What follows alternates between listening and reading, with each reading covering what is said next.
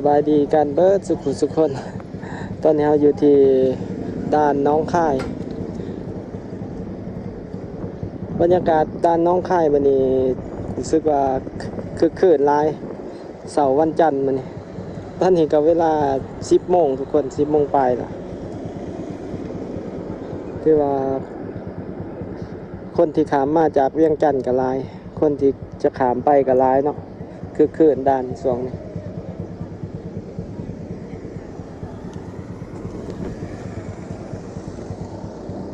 วันนี้ก็ขามมาเพื่อฮับแอนนาทุกคนขามมาเพื่อฮับแอนนานี่ก็มาจากสถานีรถไฟถือเครื่องมาฝากเขาแน่แล้วกับมาเอาเครื่องฝากแน่ก็เลยยุ่งยากแน่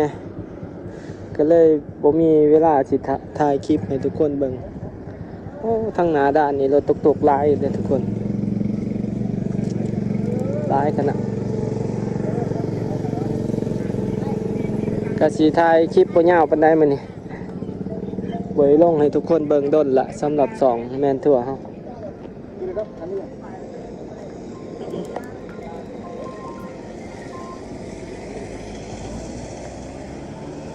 อยู่แถวด่านน้องค่ายนี่ก็ถือว่ามีการเปลี่ยนแปลงหลายเนาะการก่อสร้างหลายๆอย่างถนนหนทางก็ถือว่าเขาเจ้าแปลงใหม่สวยงามมีความคึกคืนด่านก็เฮ็ดหลังคาใหม่ใหญ่กว่าเก่าตอนนี้ก็ถาแอนนาขามมาถาแอนนามาจากพุ่นละขอนแก่นเพิ่นไปเที่ยวกรุงเทพนำแม่เพิ่น15 วัน มื้อนี้ก็มาลัดรับเพิ่นอยู่หนองคายเดี๋ยวเฮาสิย่างข้ามไปถ่าอยู่บอนจุดออกเนาะจุดออกจากด่านไปถ่าเพิ่นอยู่หั่นเพราะว่ามีพี่น้องมาส่งเพิ่นมาจากขอนแก่นเดี๋ยวเฮาสิย่างไปฝั่งนะ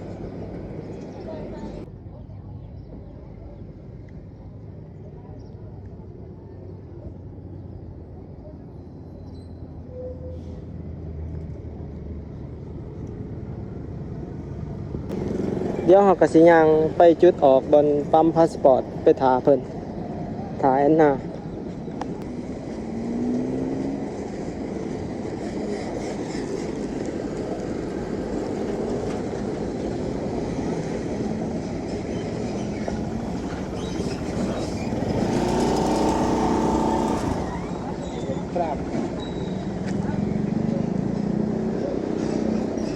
ถนนของน้องค่ายนี่เขาเจ้ากับปูย่างใหม่เนาะอยู่โซนในเมืองเอาสายไฟลงดินย่างไปเอาเครื่องอยู่สถานีรถไฟบางกีอากาศมื้อนี้ก็ค่อนข้างร้อนแน่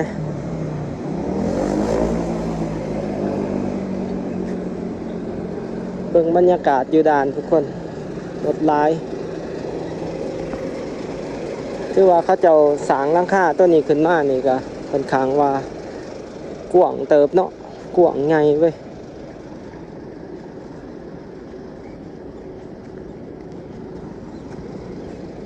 บนนี้เป็นจุดจอดรถ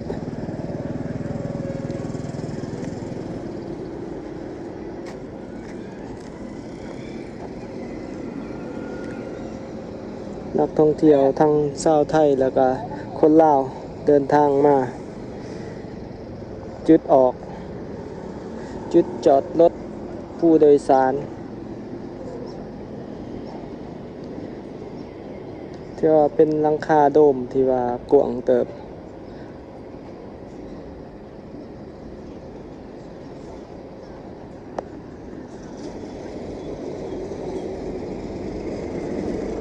รถสินค้าที่เดินทางออกไปลาวนี่ก็หลายทุกคนเลียนติดขนส่งเข้าสู่ด่านสากลฝั่งลาวเบิดมื้อเนาะเป็นบรรยากาศนักท่องเที่ยวชาวลาวแล้วก็ชาวไทย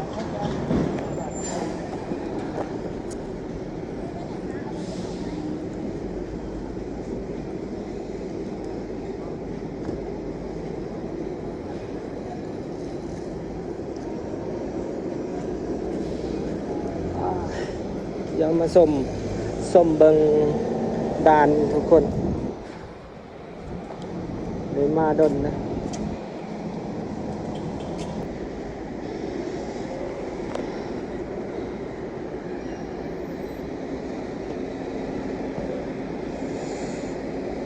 รถสินค้าออกไปฝั่งลาว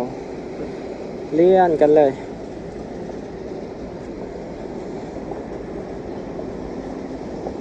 ตัวนี้เป็นรถเมล์ขามด่านรถเมล์ขามสะพานซื่อๆ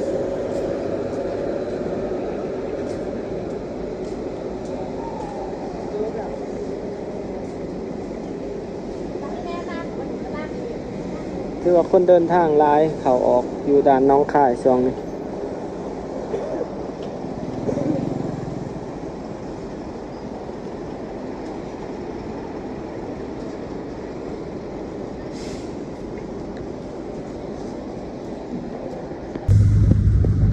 สิย่างเขาไปหาอยู่จุดปั๊มพาสปอร์ตทุกคนที่ว่าคือคืนร้ายอยู่ด่านมือนี่ด่านน้องคาย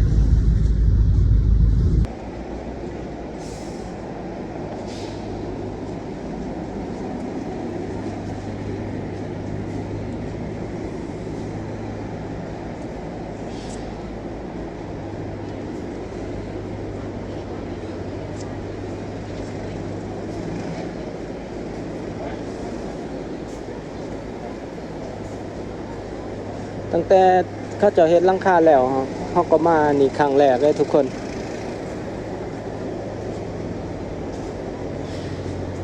รถตำรวจสำหรับผู้ใดที่เข้ามาฟังไทยก็ถือว่าสะดวกสบายทุกคนผู้ใดที่ได้ลงทะเบียนผ่านที่ว่าเป็นเว็บไซต์ที่ว่าเพิ่นให้ลงทะเบียนออนไลน์หั่นเนาะก็ถือว่าง่ายกว่าเก่านี่ห้องน้ำฟังนี่เพิ่นก็เฮ็ดใหม่ว่าสะดวกสบายสะอาดกว่าเก่าเข้าฟรีเนาะแล้วเข้าห้องน้ำก็สำหรับผู้ใดที่มากก็สามารถบริจาคได้โอ้สะอาดดีนี่เนาะทุกคนอยู่ด่านน้องค่ายก็ถือว่าหลังจากเฮ็ดหลังคาก็มีความสะดวกสบายหลายขึ้นสำหรับผู้ใดที่เอารถขามมาไทยหรือว่าเอารถจากไทยขามไปลาวก็สามารถมีบ่อนจอดรอท่าที่ว่ามีห่มเนาะบ่ฮ้อนมีความสะดวกสบาย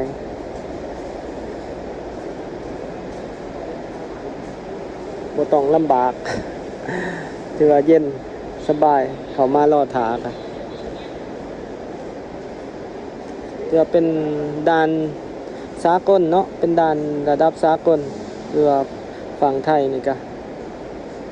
ทางฝั่งลาวฝั่งไทยก็ถือว่ามีการพัฒนากันไปสำหรับด่านระหว่าง2ด่านนี่การเข้าออกเข้ามาไทยเดี๋ยวนี้ก็ฟรีเนาะหลังจากลงทะเบียนแบบออนไลน์ก็ฟรีก็สำบายกว่าเก่าเฮาบ่ได้เสียค่าไปเขียนนั่นเขียนนี่สำหรับผู้ใดที่ลงทะเบียนบ่เป็นก็ได้เสียอยู่ประมาณ20 บาทค่าลงทะเบียนให้แต่ว่ามื้อนี้รู้สึกว่าคนหลายทุกคนตั้งแต่ตอนเบาแม่นไส้ขามมาจากฝั่งลาวเนาะคนไทยที่มาจากการเที่ยววันเสาร์วันอาทิตย์ก็หลายแล้วก็คนลาวที่เดินทางมาจากฝั่งไทยนี่ก็หลายมื้อนี้คือเราเห็นแต่ว่ารถไฟนี่ค่อนข้างว่าคนใช้น้อยหลายเดี๋ยวนี้จากการลงทะเบียนแบบนี้แฮงเขาเจ้าบ่ฮู้ลงเนาะแล้วก็หลายคนก็บ่ฮู้วิธีเดินทางด้วยรถไฟแน่ก็เลยช่วงนี้สถานีรถไฟค่อนข้างว่าเงียบเหงาหลายสถานีรถไฟคำสวัสดิ์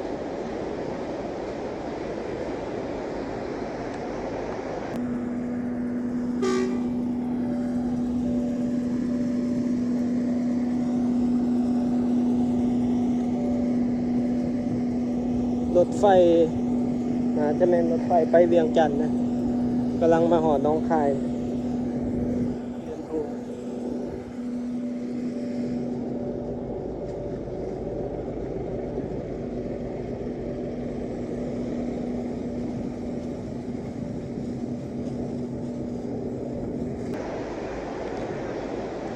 คนลาว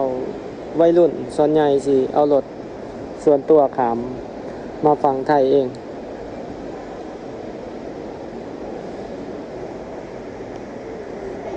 จุดหมายของชาวไทยที่ไปเที่ยวลาวกับส่วนใหญ่ก็สิเป็นวังเวียงเมืองเฟื่องทุกคนตอนนี้ก็รอถ่ายแอนนาอีกประมาณ10 นาทีนะจะหอดพอเป็นโทรมาประมาณ30 นาทีก่อนหอดอุดรเนาะพูดคนหน่อยฟูมันมาแล้ว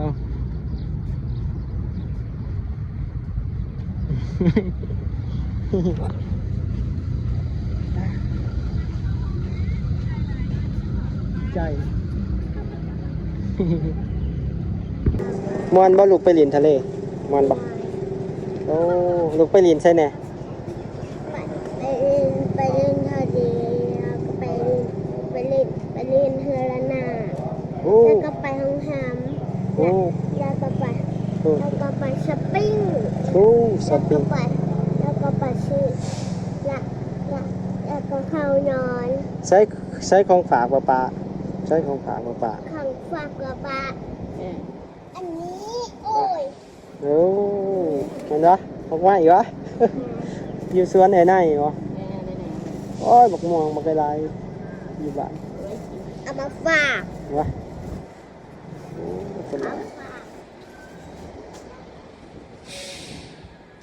หนาดานตอนนี้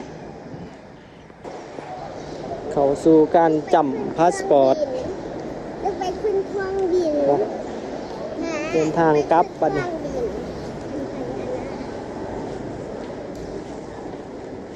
เขาคิวน้ำปลา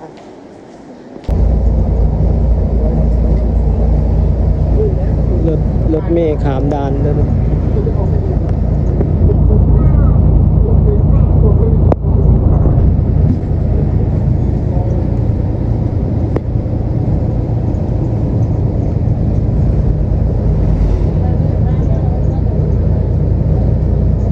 ถึงฝั่งลาวแล้ว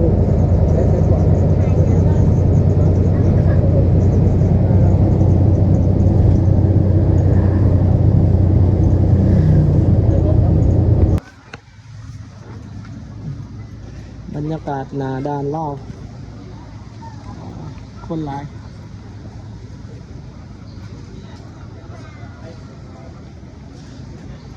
นักท่องเที่ยวไทยก็สิได้เขียนฟอร์มก่อนเนาะก่อนถาม